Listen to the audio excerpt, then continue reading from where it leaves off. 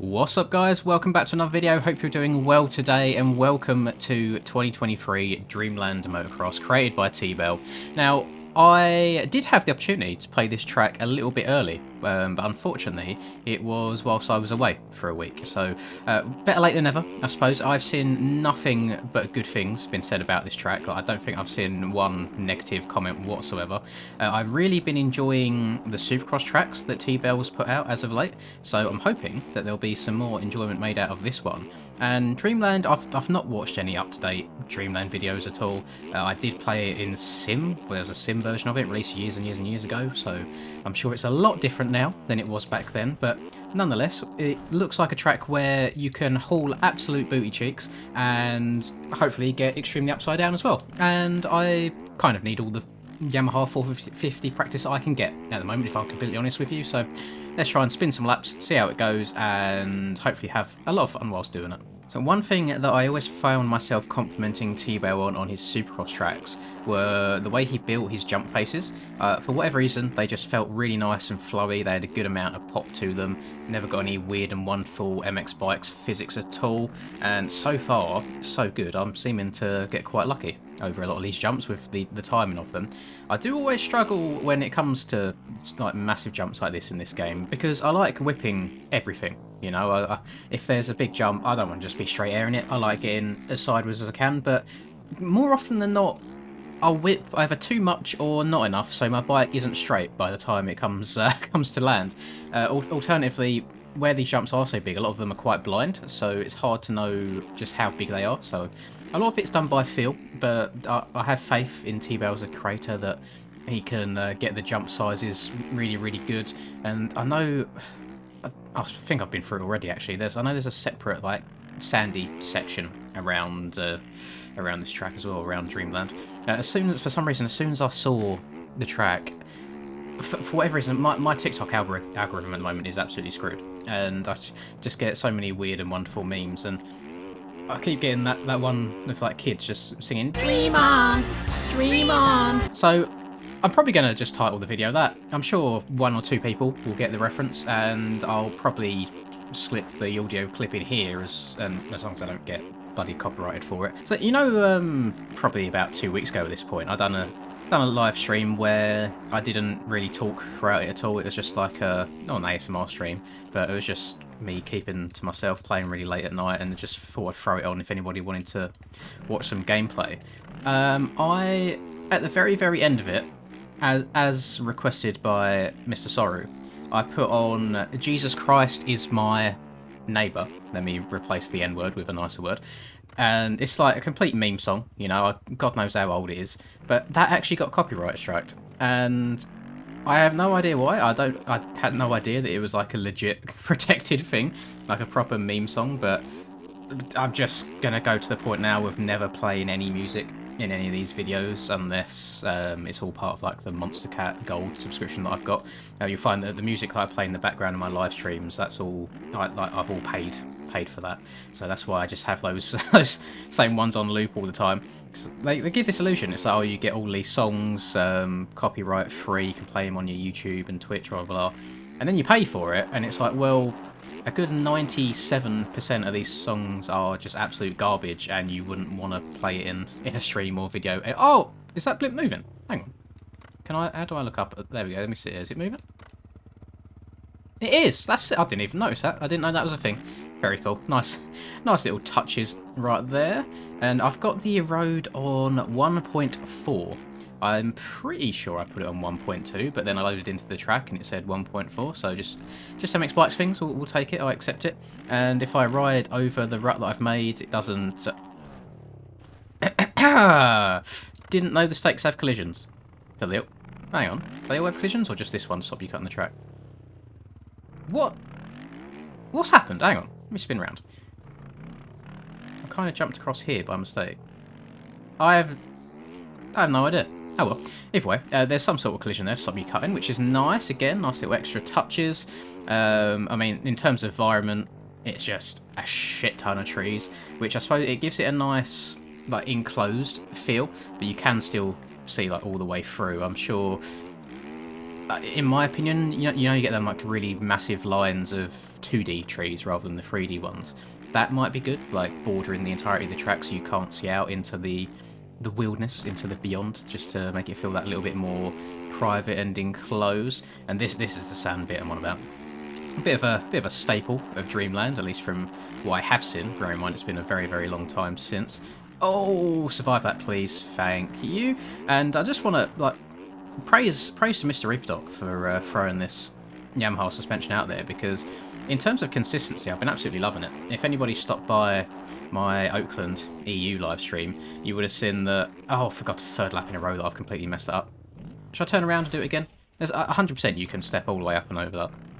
Turn it into a massive triple jump. I'm just going to spin around. I will do it again.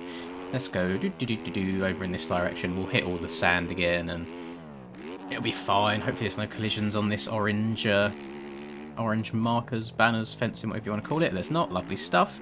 Right, so, yeah, big shout out to Mr. Reapdock, because I'm feeling very, very comfortable now. And I'm happy to admit that I probably shouldn't have been so hard on the Yamaha, but I wanted to be different, and it didn't work. I should have just followed the crowd, because it feels really, really nice. Obviously, people are confident on some bikes more than others. Get up and over that, and stay on the track. No. Oh, it was close. I think if I jump a little bit further to the left, I should be able to survive that, because you do have to get on the binders quite hard to get around the corner. But I feel super comfortable on it, and if Oakland Round was anything to go by, I know that I'm not the fastest person on the track by any means. I qualified in 10th place with a lap that I felt quite happy with, bearing in mind. I was happy. I can't remember what it was now. I think it was like a low 105. So I'm not setting the world alight by any means, but a comfortable lap for me. So I qualified 10th, and I finished the race in 2nd. So it does go to show that qualifying times don't mean everything. As long as you get a somewhat good start and you ride okay. I mean, I got the whole shot, and I was in P2 by the end of lap 1 just from a mistake in the long rhythm section. But I just tried to be really smooth and consistent. Oakland is by far the hardest track of the year, in my opinion at least so far. Just with the corners that are more than like 90 degrees, they're like in between a 90 and a 180. I don't know what angle they're on, but you know what I mean. The one before the whoops, the one after the whoops, they're very difficult, is to say the least. So trying to find a flow around there was very hard. The ruts themselves seemed to erode really strangely. They weren't like super deep that I've seen before, but the inside edge of the rut was really like jagged, really sharp. But still, I managed to kind of smoothly find my way around the track at least, and just really capitalise on everyone else's mistakes. I mean, I made a bunch of them my own. Hurls was on a bit of a different level that night, so hats off to him. He rode really well, and I really can't be unhappy with a P2. I mean, I'll take a P2 any day of the week. I think so. It was me here. I don't know what position Skills finished in. Skills either came 3rd, 4th or 5th. I know that's really not helpful at all, but I think I gained a couple of points on him, which is always nice. So that P2 could even be a possibility in the championship. I know I'm still in that happy P3 position right now. I gained a few points on Hemi, who's in 4th, so all looking really good. I did stay up last night, actually not last night at the point you're watching this, Friday night, to do NA on the 450s. Unfortunately, MX Bikes is MX Bikes and Piboso's on holiday. All of the master servers went down, so none of the servers were working, and I ended up staying up until about 4 AM for the race to be cancelled. So that was fun. I can't give any hate to Chicken or anyone else involved in the organising of it, because there's absolutely nothing they can do about it. If the servers aren't working, the servers aren't working. But I don't know if I'm the only one that's noticed this, but as of recently, whether it's the last couple of weeks or even longer, I haven't been paying attention for that long, has anyone else been finding that the servers have not been working more and more? Because I swear there never used to be this many problems, and I am wondering if it's due to the game's newfound like popularity with just recent OEM releases and such, and I think there's just so many servers. I don't know if that would be a cause to kind of break them every now and then.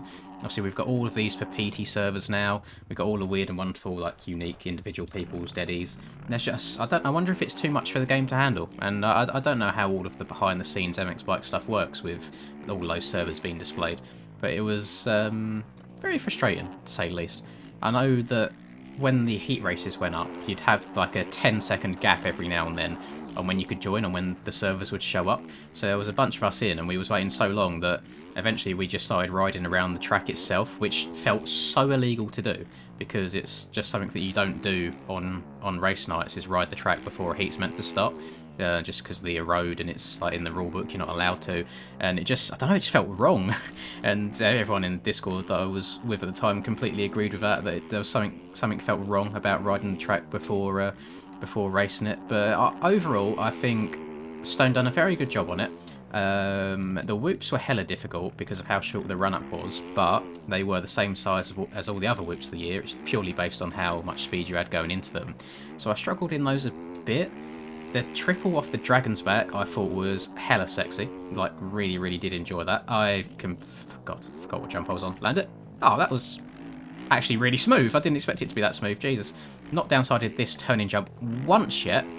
Oh, God damn. I've already seen a few people making montages around, or say montages, edits. We're not playing COD, are we? Yeah, just playing this track, making some edits on there. Looks really, really cool. And I feel like this is probably one of them tracks that is going to be another one of them fan favourites. It's not super difficult by any means, contrary to what you're seeing on your screen in front of you right now. I've literally just hopped on the game to record this video. I went on another I think it was like 2.5-ish hours or so walk/jog today. All I do is I have like 10 minutes walking to warm myself up. I will then jog until I can't anymore, and then I'll just carry on walking and then jog again, and so on and so forth. So constantly moving the whole time, but just doing what I can, and I always feel better for it. I mean, today was probably the hardest day to find motivation to do so because it was raining, which always puts a dampener on things, but nonetheless, it's all good. I did want to go to the gym today and do my first proper arm day at this gym that I signed up for, but my arms are actually still feeling it from like my climbing and stuff last week, so I'm gonna try and be responsible or smart and actually have a day off from going to the gym, which I think is needed. I'm in no mood to push myself to the point of breaking, because I think that just makes you not want to go even more. So all in due time, baby steps, and feeling good, feeling nice and healthy. Legs not feeling so good, but I have put them through their paces the last couple of days, so that is to be expected. I do apologise that I can't remember the name, but someone in the comments recommended that I buy some Hoka Mach 4s, and I couldn't get any 4s in my size, so I got a Mach 5. Like, these are shoes, by the way, for running shoes, people that aren't aware. And it seems to have solved majority of my like foot problems in terms of what areas of my foot are rubbing or blistering and whatever it may be. Built up some like very small calluses on the bottom of my feet, which are helping a hell of a lot. Again, painting you guys a nice mental picture here of my toes. Getting all this for free as well. It's not even going on the OnlyFans either. But yeah, I feel walking and running feels so much better now. Probably the best it ever has done in like my entire adult life. I've always had some issue one way or another, whether it be shin splints, but I know that's more from how your foot hits the ground, whether you're doing it with too much heel. I always kind of go midsole/toe now, which helps a lot. Legs feel better every single time I go on a run or a walk. Just putting miles on them I think is the most important thing. And at some point, maybe later on in this year, maybe half a year or so, I'd like to do a half marathon or a marathon type thing, even if it's something like a Tough Mudder, where it's not a proper marathon, but you do, let's say, 10k, but very difficult, loads of different obstacles, because it's always something that I've had on my to-do list. When I used to be an accountant, this was just before COVID started, we kind of email went around in the office, who wants to do a half marathon, and a bunch of people signed up, and then I put in a whole bunch of training. You know, I was going to the gym every morning before work, getting up super early, running a bunch on the treadmill, and got into actually pretty reasonable shape. And then when the time came, it all got cancelled because of COVID, and then it got delayed like a year and so on, and then by that time I'd stopped training and let it all slip, and I just didn't do it in the end. So I think that's something on my bucket list to do at some point, is get into a good enough shape where I can quite comfortably go and do a half marathon, or then push for a full marathon as well. I need to do some 5Ks or something like that, and then move up to 10Ks, and just take some baby steps. That is the most important thing. There is no rush. Okay, don't get that very often. since I've switched to the Yamaha, I find that the front end on this is a lot more stable than what I had on the Fantic. Saw it swapping about a hell of a lot there. Did notice, at Oakland, that Mr. Skills seemed to be struggling in his heat race, so he then swapped back to the Yamaha again. So it's interesting to see him switching back and forth between bikes just based on how he's feeling in the day. I'm sure he's got a setup made for absolutely everything that he feels comfortable on. I think in my heat race, everybody was on a Yamaha now, except for one person who was on a Fantic, which might have actually been Skills himself. But I hate to see it, but I can, now I am part of that Yamaha club, I guess. I can see why, because it's just such a comfortable bike to ride, and I wish I wasn't so stubborn and hard-headed at the beginning and just hating on it because everybody was riding it. Obviously everyone rides it for a reason, and at the end of the day you should ride what you're comfortable with, rather than me trying to force myself to ride a bike that probably isn't inferior because people have won races on it, but for me and my riding style, it just didn't work. I feel like it's a bike that you need to ride a lot looser, you know, kind of throw it about a bit, and that's just, it's not me. I'm much more of a precise, controlled, smooth kind of rider, or at least I try to be. I can't guarantee that happens all the time, but at least that's how I try to play the game. I feel like in terms of consistency, it does me quite well. I think moving forwards, something that I do need to work on is just scrubbing my speed off in rhythms a little bit more. It's something that I used to be quite good at, but recently I've found the more I try and be smooth and consistent, the less I'm willing to risk, like getting the bike out sideways in the air through rhythms. But Oakland was a perfect example through that long rhythm before you start turning, before the Supercross triple, where it was triple, triple, triple, triple, and then double, double. But every single jump through that section, you had to check up and scrub off speed on, at least on a 450, because it was fairly small in terms of scaling. And I know that was one position where I think I was losing a little bit of time to the top boys like Curls and Skills, because they were scrubbing it so hard, and I was doing it a little bit, but I was a little bit scared in case I over scrub and then kind of come off worse than if I just checked up a tiny bit and straight aired it. But I know where I can improve. It's just, do I have the mentality or desire enough to sit there and put in all the hours practicing enough? And I did want to say a big thank you to everyone that's still been checking out the ARL live streams. So we started off the year on, I think we've got 880 people at Anaheim 1, which is always going to be the case. Like, Anaheim 1 always gets the most viewers. People are nice and excited to see the new season. And then I think this round we broke into the 400s again. So it's nice to see we do still have a lot of people. I remember the old days when I wouldn't even get 100 viewers in a stream, and now we quadruple it every single time, and I don't take it for granted. Don't worry, I do appreciate everybody that supports your boy out, and definitely makes it worth it. I do have some days where I'm like, oh god, I don't know if I want to stream today, I'm feeling really bad, but Oakland was a perfect example of like making the most out of a bad day, because I felt awful on the game. I hadn't played it in over a week. I wasn't gelling with the tractor, wasn't flowing, and then whatever I don't know what happened, but come race time it just kind of went really well, and all the pieces came together, and yeah, just really happy. Like, finally happy to get a second place. I know I used to be like a win or nothing and I'd be really upset, but considering the competition at the moment, second is just amazing for me, at least, at least in my opinion. This track so far, with the road on 1.4, I'm actually not feeling it. So far it looks like it's purely like a visual change. If I ride over my road, it's very minuscule in terms of affecting the bike, which is quite cool. I think visually it looks really good, just the difference going from the lighter dirt to the dark dirt.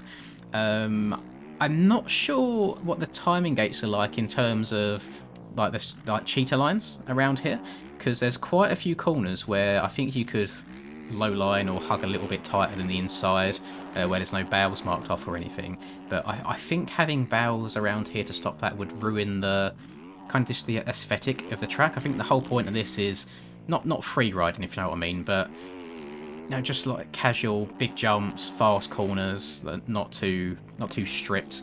Like, it's in day it's just like a absolutely huge backyard, really, isn't it?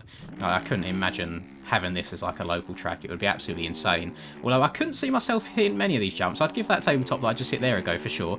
But some of these jumps are just huge. I think you'd get so much hang time. I think the issue comes where you get so much time in the air that you then have time to think about what you're doing, and that's when it gets a little bit dangerous. I'd rather just be up, down, and landed again and going again before I have time to realise, oh shit, I am super high up right now. But he's done a very, very good job of this. I don't know how long it took him to make, and again, I'm very, very gutted that I couldn't play this before release and put this video up on release day itself, because I find that always does the best in terms of views is when I get to play unreleased tracks. It's definitely one of them YouTube privilege things I absolutely love. Is oh god, it's letting you guys know a track like on the day of its release or a day before its release. I do appreciate it. So any of you track creators that have upcoming projects, feel free to slide in my DMs. They're always open for interesting looking things. Love the flamingo over there to the right. I'm sure I'll slap that in the thumbnail in one way or another. And overall, it's just really, really good. I do apologise that I've just looked over at my recording and I've been talking out my arsehole for the last 21 minutes. I'm going to have to cut a few things out there because I've been coughing a little bit. I said in yesterday's video that the family are getting a bit sick, and I feel like I might be getting that a bit, but hopefully there's not too much cropping involved in there. Thank you everyone for all the support recently. The first few months of each year are always very, very difficult on the YouTube side of things, both in terms of views, sub count, and in terms of ad revenue as well. The ad revenue takes a massive hit, like literally goes in half from December over to January, February time. But you guys are still turning up every day to watch these videos, and I certainly do appreciate it. And let's keep it moving. Let's keep making this year a very good year and see where we end up by the end of it. If you've enjoyed this video, if I could ask you to drop a like and subscribe to the channel if you are new, I would very much appreciate it. Another collision there. Have a lovely rest of the day, whatever you're up to, and I'll catch you in tomorrow's video. Peace.